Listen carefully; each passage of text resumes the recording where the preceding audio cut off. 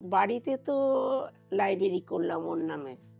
আচ্ছা, আপনি লাইব্রেরি লাইব্রেরিটা করে ফেলেছেন? হ্যাঁ, লাইব্রেরি হয়ে গেছে। আপাতত লাইব্রেরি চলছে আমাদের। ঠিক, ঠিক।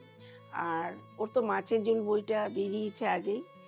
প্রতিক্ষণ সেই বইটাকে আবার বাংলা ভার্সন বের করছে। উনারা চেষ্টা করছে হয়তো এর মধ্যে বেরোবে।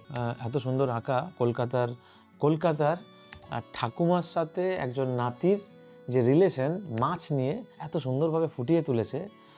আমার মনে হয় ওনাদের যে বইটা দিয়েছিলেন করতে রিচা রিচা রিচা ঝা। ঝা। রিচা ঝার বই ছিল এটা। অপূর্ব সুমন্ত্র ইলাস্ট্রেশন করেছে।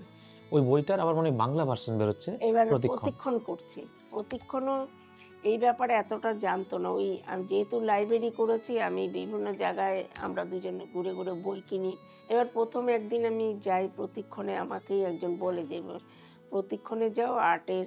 আর আমার একটা কথা বলা হয়নি। লাইব্রেরিটা ২ টো পার্ট করেছি। একটা জেনারেল সব রকম বই আছে। আরেকটা শুধু আর্ট।